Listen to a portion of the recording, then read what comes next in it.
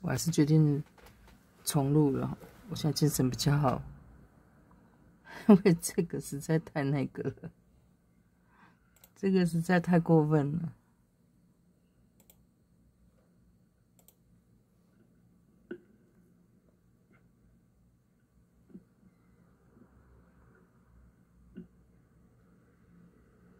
Your Eminence, Your Excellencies, distinguished members of the diplomatic corps, ladies and gentlemen, I would like to thank His Excellency, Ambassador George Poulides, Dean of the Diplomatic Corps, for his kind and respectful words on your behalf. I welcome all of you to this meeting for the exchange of greetings at the beginning of the new year. This is a traditional occasion in the life of the Diplomatic Corps accredited to the Holy See, but it is a new experience for me since it was only several months ago that I was called to shepherd Christ's flock. I am pleased, therefore, to welcome you this morning, and I am grateful for your generous participation, which this year is enriched by the presence of the new resident heads of mission of Kazakhstan, Burundi, and Belarus. I thank the respective governmental authorities for their decision to open in Rome diplomatic representations to the Holy See. This is a tangible sign of good and fruitful bilateral relations. To each of you, dear ambassadors, I wish to extend my good wishes to your countries and to share a reflection on our times, which are so troubled by a growing number of tensions and conflicts. This past year saw many significant events, beginning with those directly affecting the life of the Church, which experienced a profound jubilee and saw the return to the Father's house of my venerable predecessor, Pope Francis. The whole world gathered around his coffin on the day of his funeral and sensed the loss of a father who had guided the people of God with immense pastoral charity. A few days ago, we closed the last holy door, that of St. Peter's Basilica, which Pope Francis himself had opened on Christmas night in 2024. During the Holy Year, millions of pilgrims flocked to Rome to make their Jubilee pilgrimage. Each person brought his or her own experiences, questions, and joys, as well as pains and wounds, to pass through the holy doors, which are symbols of Christ himself, our heavenly physician. By coming in the flesh, he took upon himself our humanity in order to make us partakers of his divine life, as we contemplated in the recent celebration of Christmas. I am confident that through these experiences, many people have been able to deepen or rediscover their relationship with the Lord Jesus, finding comfort and renewed hope for facing life's challenges. In questa sede desidero esprimere particolare gratitudine ai romani che con grande pazienza e senso di ospitalità si sono fatti carico dei numerosi pellegrini e turisti giunti in urbe da ogni parte del mondo. Uno speciale apprezzamento desidero rivolgere al governo italiano, all'amministrazione capitolina e alle forze dell'ordine che si sono adoperate con zelo e precisione perché Roma fosse in grado di accogliere tutti i visitatori e gli eventi giubilari e quelli successivi alla morte di Papa Francesco potessero svolgersi in serenità e sicurezza.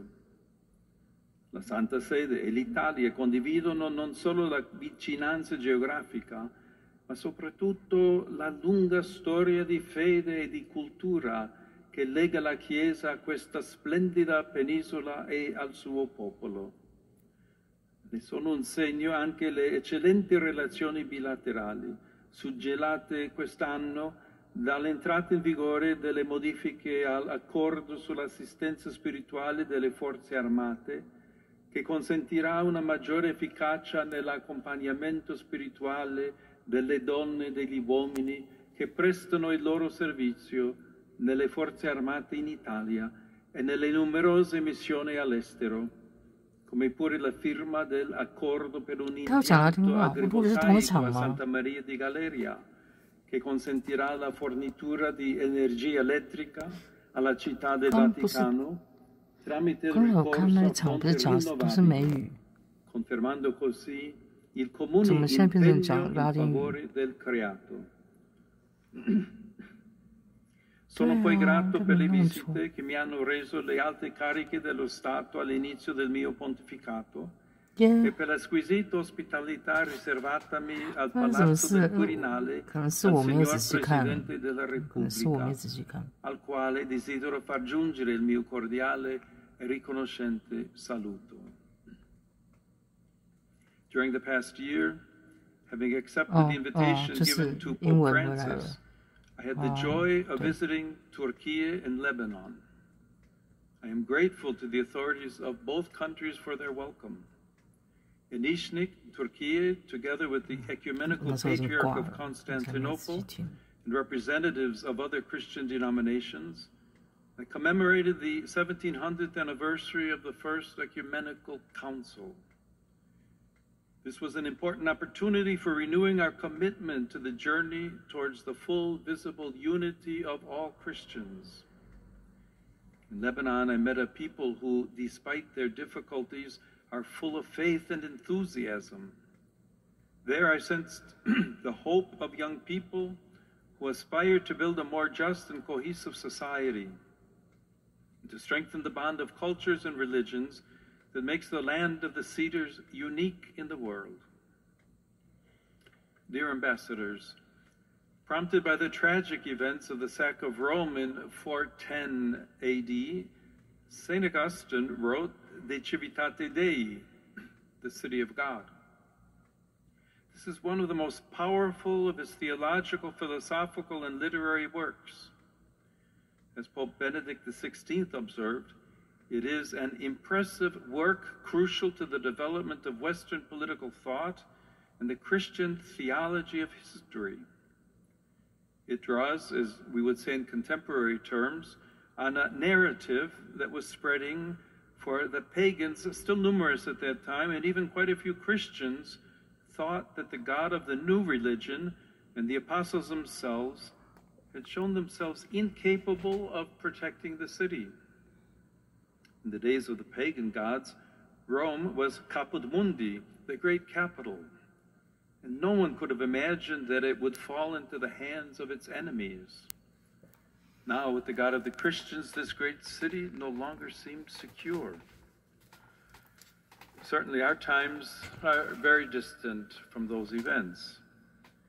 This is not simply a question of temporal distance, but also of a different cultural awareness and the development of categories of thought. However, we cannot overlook the fact that our own cultural sensibilities have drawn nourishment from that work, which, like all the classics, speaks to people of every generation. Augustine interprets events in history itself according to the model of two cities. First, there's the city of God, which is eternal and characterized by God's unconditional love, amor Dei, as well as love for one's neighbor, especially the poor. Then there is the earthly city, which is a temporary dwelling place where human beings live until death. In our day, the latter includes all social and political institutions, from the family to the nation state and international organizations. 是哦，这些聊天室可以专门换头像的。哎，这那个红色玫瑰也很好看啊！我最近有看到很漂亮红色玫瑰叶。And the thirst for worldly power and glory that leads to destruction. However, this is not a reading of history that seeks to contrast eternity with the present, the church with the state, nor is it a dialectic about the role of religion within civil society. In Augustine's view, the two cities coexist until the end of time. Each has both an external and an internal dimension, for they are to be understood not only in light of the external manner in which they are constructed throughout history, but also through the lens of the internal attitudes of each human being towards the realities of life and historical events. In this perspective, each of us is a protagonist and thus responsible for history. Moreover, Augustine emphasizes that Christians are called by God to dwell in the earthly city with their hearts and minds turned towards the heavenly city, their true homeland. At the same time, Christians living in the earthly city are not strangers to the political world, and guided by the scriptures, seek to apply Christian ethics to civil government. The City of God does not propose a political program. Instead, it offers valuable reflections on fundamental issues concerning social and political life, such as the search for a more just and peaceful coexistence among peoples.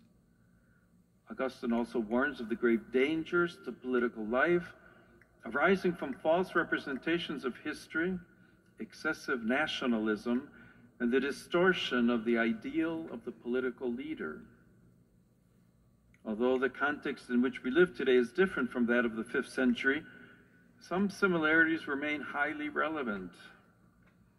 We are now, as then, in an era of widespread migratory movements. As then, we are living at a time of a profound readjustment of geopolitical balances and cultural paradigms. As then, we are, in Pope Francis' well-known expression, not in an era of change, but in a change of era. In our time, the weakness of multilateralism is a particular cause for concern at the international level. A diplomacy that promotes dialogue and seeks consensus among all parties is being replaced by a diplomacy based on force, by either individuals or groups of allies. War is back in vogue, and a zeal for war is spreading. The principle established after the Second World War, which prohibited nations from using force to violate the borders of others, has been completely undermined. Peace is no longer sought as a gift and a desirable good in itself, or in the pursuit of the establishment of the ordered universe willed by God, with a more perfect form of justice among men and women. Instead, peace is sought through weapons as a condition for asserting one's own dominion. This gravely threatens the rule of law, which is the foundation of all peaceful civil coexistence. Furthermore, St. Augustine notes, there is no one who does not wish to have peace. For even those who make war desire nothing but victory. They desire, that is to say, to attain peace with glory. For what else is victory than the conquest of those who resist us? And when this is done, there is peace. For even those who intentionally interrupt the peace in which they are living have no hatred of peace, but only wish it changed into a peace that suits them better. They do not therefore wish to have no peace, but only the peace that they desire. It was precisely this attitude that led humanity into the tragedy of the Second World War. From those ashes, the United Nations was born, whose 80th anniversary was recently celebrated. The UN was established by the determination of 51 nations as the center of multilateral cooperation in order to prevent future global catastrophes, for safeguarding peace, defending fundamental human rights, and promoting sustainable development.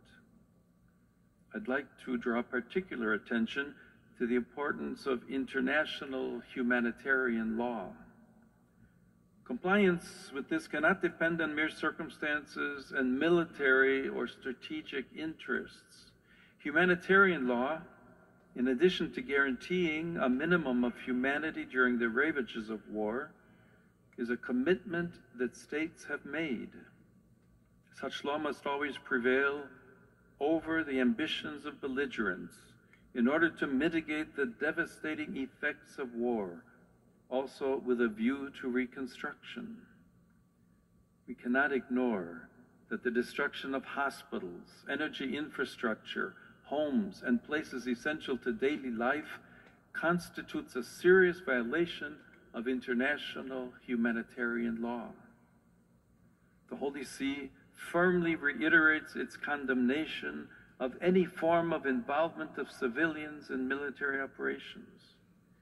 It likewise hopes that the international community will remember that the protection of the principle of the inviolability of human dignity and the sanctity of life always counts for more than any mere national interest. With this in mind, the United Nations has mediated conflicts, promoted development, and helped states protect human rights and fundamental freedoms. In a world facing complex challenges such as geopolitical tensions, inequalities, and climate crises, the UN should play a key role in fostering dialogue and humanitarian support, helping to build a more just future. Efforts are therefore needed to ensure that the United Nations not only reflects the situation of today's world rather than that of the post-war period, but that it is also more focused and efficient in pursuing policies aimed at the unity of the human family instead of ideologies. The purpose of multilateralism, then, is to provide a place where people can meet and talk, modeled on the ancient Roman Forum or the medieval square. At the same time, in order to engage in dialogue, there needs to be agreement on the words and concepts that are used.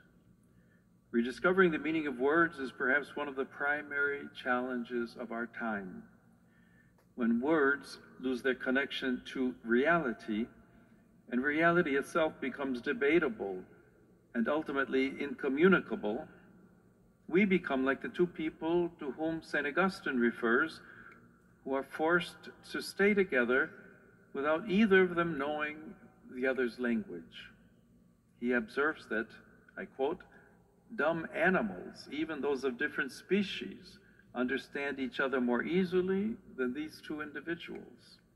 For even though they are both human beings, their common nature is no help to friendliness when they are prevented by diversity of language from conveying their sentiments to one another, so that a man would more readily converse with his dog than with a foreigner." End of quote. Today, the meaning of words is ever more fluid, and the concepts they represent are increasingly ambiguous. Language is no longer the preferred means by which human beings come to know and encounter one another. Moreover, in the contortions of semantic ambiguity, language is becoming more and more a weapon with which to deceive or to strike and offend opponents.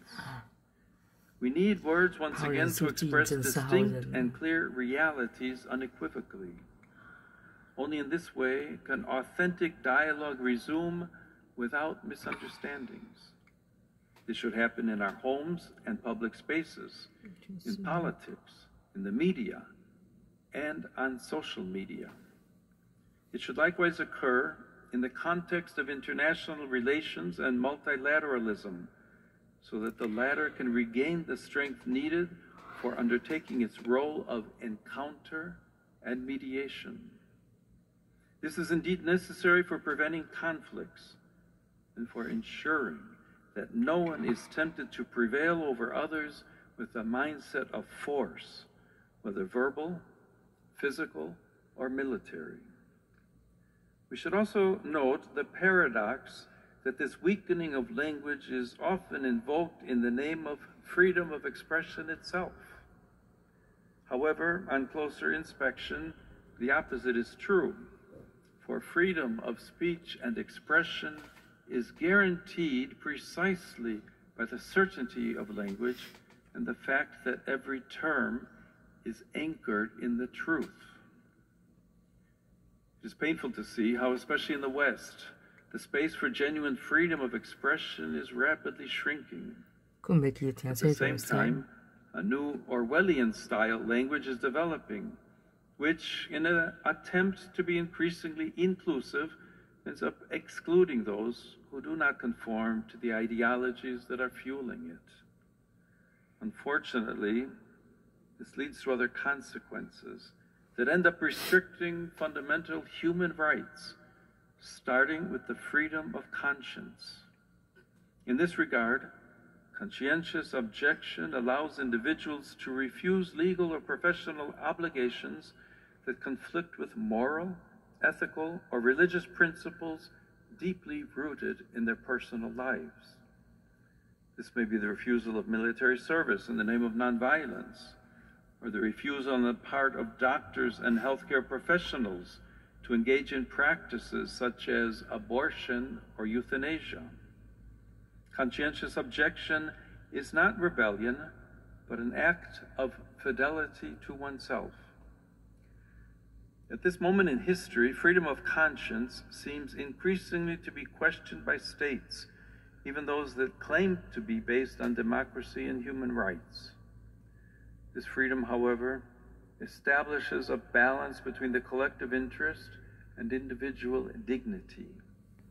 It also emphasizes that a truly free society does not impose uniformity, but protects the diversity of consciences, preventing authoritarian tendencies and promoting an ethical dialogue that enriches the social fabric. In a similar way, religious freedom risks being curtailed. As Benedict XVI recalled, this is the first of all human rights because it expresses the most fundamental reality of the person. The most recent data shows that violations of religious freedom are on the rise, and that 64% of the world's population suffers serious violations of this right. In requesting that the religious freedom and worship of Christians be fully respected, the Holy See asks the same for all other religious communities. On the 60th anniversary of the promulgation of the Declaration Nostra Aetate, one of the fruits of the Second Vatican Ecumenical Council that concluded on December 8, 1965, I had the opportunity to reiterate the categorical rejection of all forms of anti-Semitism, which unfortunately continues to sow hatred and death. I likewise emphasize the importance of cultivating the Jewish-Christian dialogue, deepening our common biblical roots.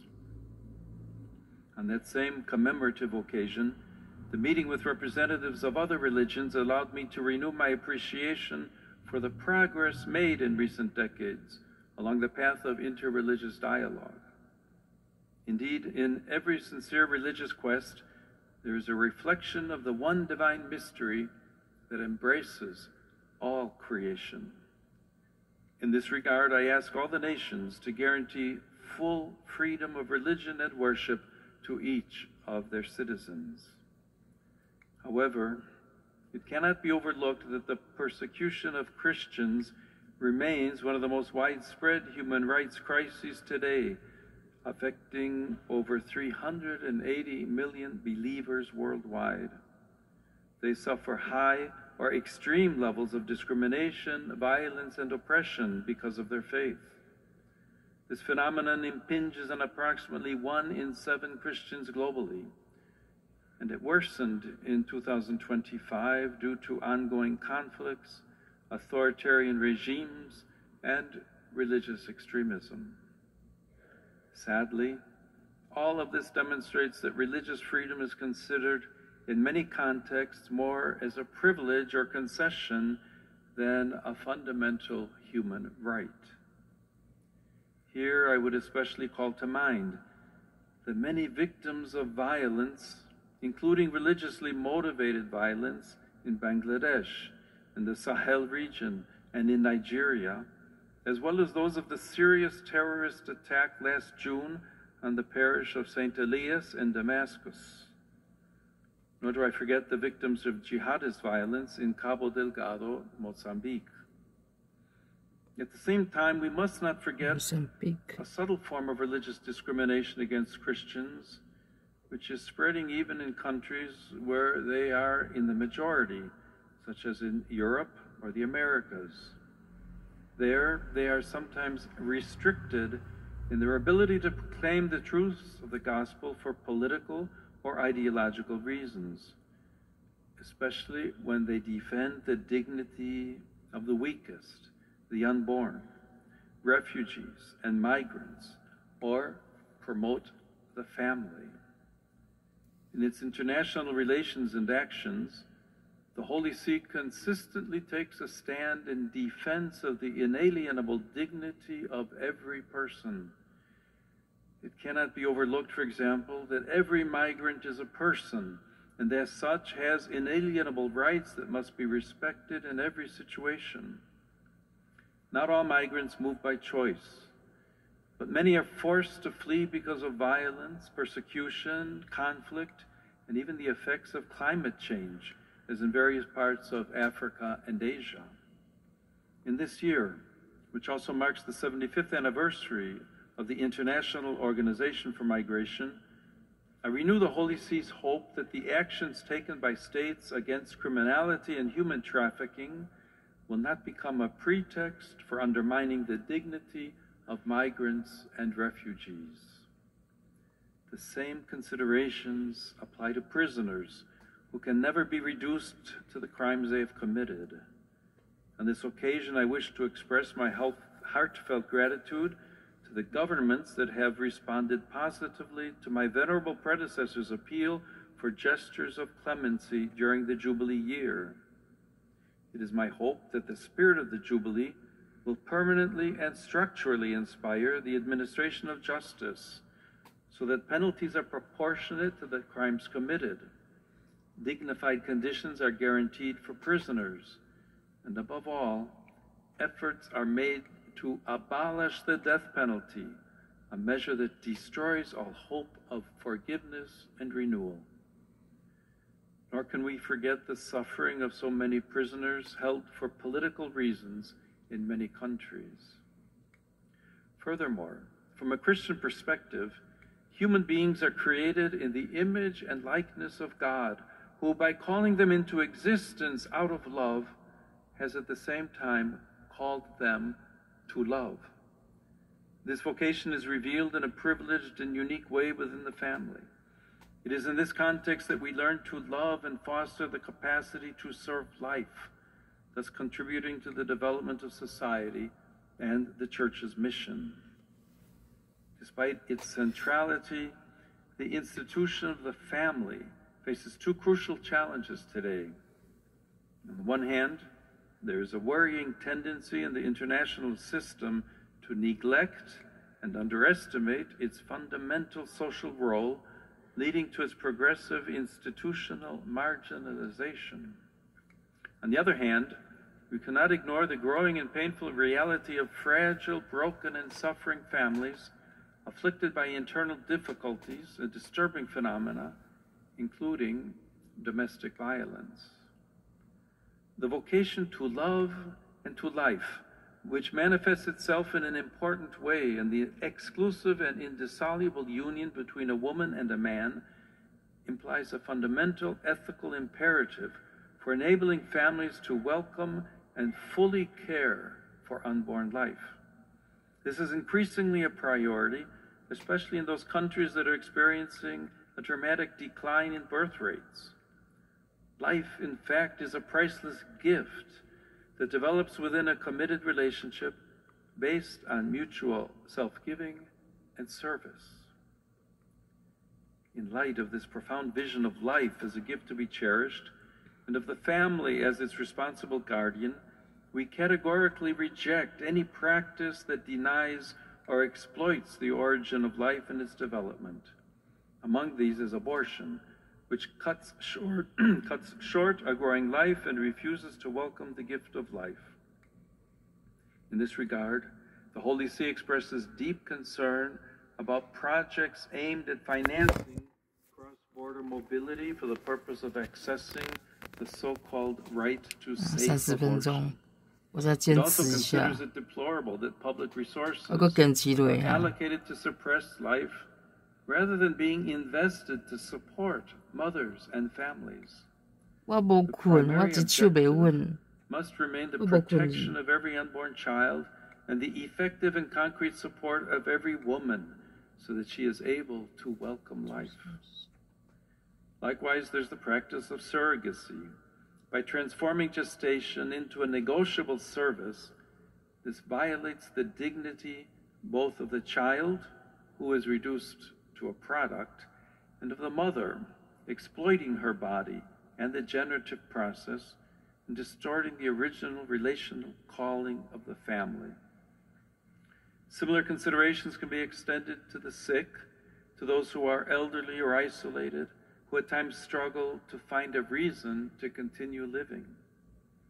Civil society and states also have a responsibility to respond concretely to situations of vulnerability, offering solutions to human suffering such as palliative care, and promoting policies of authentic solidarity rather than encouraging deceptive forms of compassion such as euthanasia. A comparable reflection can be made concerning the many young people who are forced to confront numerous hardships, including drug addiction. In order to prevent millions of young people around the world from falling victim to substance abuse, concerted efforts are required to eradicate this scourge upon humanity and the drug trafficking that fuels it.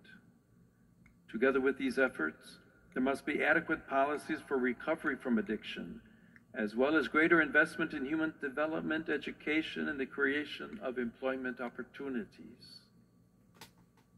In light of these challenges, we firmly reiterate that the protection of the right to life constitutes the indispensable foundation of every other human right. A society is healthy and truly progresses only when it safeguards the sanctity of human life and works actively to promote it. The aforementioned considerations lead me to believe that in the current context, we are seeing an actual short circuit of human rights. The right to freedom of expression, freedom of conscience, religious freedom, and even the right to life are being restricted in the name of other so-called new rights, with the result that the very framework of human rights is losing its vitality and creating space for force and oppression. This occurs when each right becomes self-referential, and especially when it becomes disconnected from reality, nature, and truth. Distinguished ambassadors, while St. Augustine highlights the coexistence of the heavenly and earthly cities until the end of time, our era seems somewhat inclined to deny the city of God its right of citizenship. It seems that only the earthly city exists, enclosed exclusively within its borders. Seeking only imminent goods undermines that tranquility of order, which for Augustine constitutes the very essence of peace, which concerns society and nations as much as the human soul itself, and is essential for any civil coexistence. In the absence of a transcendent and objective foundation, only self-love prevails, to the point of indifference to God, who governs the earthly city. Yet, as Augustine notes, great is the folly of pride in those individuals who think that the supreme good can be found in this life, and that they can become happy by their own resources. Pride obscures both reality itself and our empathy toward others. It is no coincidence that pride is always at the root of every conflict. Consequently, as I recalled in my message for the World Day of Peace, we lose our sense of realism and surrender to a partial and distorted view of the world, disfigured by darkness and fear, thus paving the way for the mentality of confrontation, which is the precursor to every war. We see this in many contexts, starting with the ongoing war in Ukraine and the suffering inflicted on the civilian population. Faced with this tragic situation, the Holy See strongly reiterates the pressing need for an immediate ceasefire and for dialogue motivated by a sincere search for ways leading to peace. I make an urgent appeal to the international community not to waver in its commitment to pursuing just and lasting solutions that will protect the most vulnerable and restore hope to the afflicted peoples. I likewise emphasize the Holy See's full willingness to support any initiative that promotes peace and harmony. At the same time, we see this in the Holy Land, where, despite the truce announced in October, the civilian population continues to endure a serious humanitarian crisis, adding further suffering to that already experienced. The Holy See is especially attentive to any diplomatic initiative that seeks to guarantee to the Palestinians in the Gaza Strip a future of lasting peace and justice in their own land, as well as to the entire Palestinian people and the entire Israeli people. In particular, the two-state solution remains the institutional perspective for meeting the legitimate aspirations for both peoples. Yet sadly, there has been an increase in violence in the West Bank against the Palestinian civilian population, which has the right to live in peace in its own land. The escalating tensions in the Caribbean Sea and along the American Pacific coast are also a cause for serious concern. I wish to repeat my urgent appeal that peaceful political solutions to the current situation should be sought, keeping in mind the common good of the peoples and not the defense of partisan interests. This pertains in particular to Venezuela in light of recent developments. In this regard, I renew my appeal to respect the will of the Venezuelan people and to safeguard the human and civil rights of all, ensuring a future of stability and concord. To this end, inspiration may be drawn from the example of two of its children who I had the joy of canonizing last October, José Gregorio Hernández and Sister Carmen Rendiles. May their witness inspire the building of a society founded on justice, truth, freedom, and fraternity, and thus enable the nation to rise from the grave crisis that has afflicted it for so many years. Other crises are scattered across the global landscape. First, I refer to the desperate situation in Haiti, marked by many forms of violence, from human trafficking to forced exile and kidnappings. In this regard, it is my hope that with the necessary and concrete support of the international community, the country will be able to take the necessary steps as soon as possible to restore democratic order, end violence, and achieve reconciliation and peace. Nor can we forget the situation that has affected the Great Lakes region of Africa for decades, plagued by violence that has claimed many victims. I encourage the parties involved to seek a definitive, just, and lasting solution that will put an end to a conflict that has lasted far too long. Similarly, I think of the situation in Sudan, which has been transformed into a vast battlefield, as well as the continuing political instability in South Sudan, the youngest country in the family of nations, which came into being following the referendum 15 years ago. We cannot fail to mention the intensifying signs of tension in East Asia and to express hope that all parties involved will adopt a peaceful and dialogue-based approach to the contentious issues that are a source of potential conflict. My thoughts turn in particular to the grave humanitarian and security crisis afflicting Myanmar, which was further aggravated by the devastating earthquake last March. with renewed intensity, I make an appeal that paths of peace and inclusive dialogue be courageously chosen so as to guarantee everyone fair and timely access to humanitarian aid. To be authentic, democratic processes must be accompanied by the political will to pursue the common good, to strengthen social cohesion, to promote the integral development of every person. At the heart of many of the situations I've mentioned, we can see something that Augustine himself pointed out, namely the persistent idea that peace is only possible through the use of force and deterrence. While war is content with destruction, peace requires continuous and patient efforts of construction as well as constant vigilance.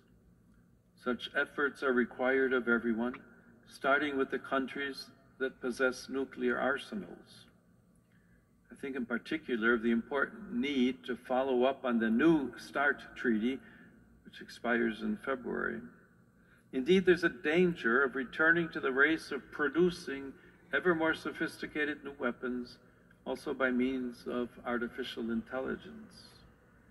The latter is a tool that requires appropriate and ethical management, together with regulatory frameworks focused on the protection of freedom and human responsibility.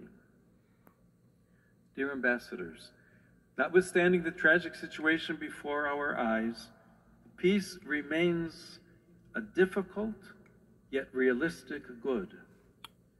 As Augustine reminds us, peace is the aim of our good, because it is the very aim of the city of God, to which we aspire, even unconsciously, and of which we can enjoy a foretaste even in the earthly city.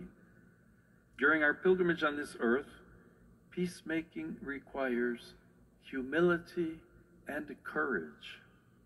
The humility to live truthfully and the courage to forgive. In the Christian life, we see these virtues reflected at Christmas, when truth, the eternal Word of God, becomes humble flesh. And at Easter, when the condemned righteous one forgives his persecutors and grants them his life as the risen one.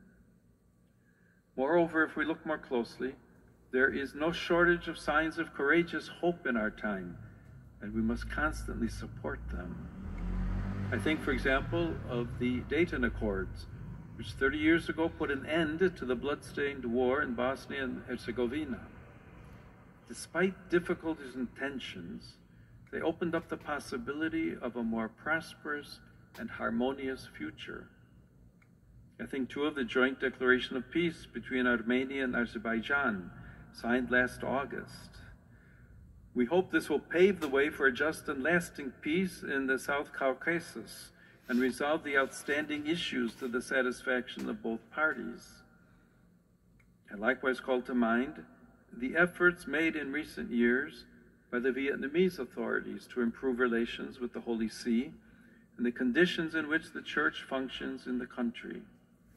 These are all seeds of peace that need to be cultivated. This coming October will mark the 8th century of the death of St. Francis of Assisi, a man of peace and dialogue, universally recognized even by those who do not belong to the Catholic Church. His life shines brightly, for it was inspired by the courage to live in truth and the knowledge that a peaceful world is built starting with humble hearts turned towards the heavenly city. A humble and peace-loving heart is what I wish for each of us and for all who dwell in our countries at the beginning of this new year. Thank you. 44分钟。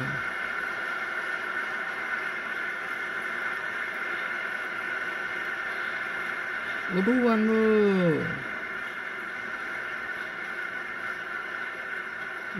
了，虽然中间刷一次手机。Eccellenze, gentili signori, si invitano cortesemente i capi missioni, accompagnati dai rispettivi consorti, a dirigersi verso l'incontro con il Santo Padre e i superiori della Segreteria di Stato per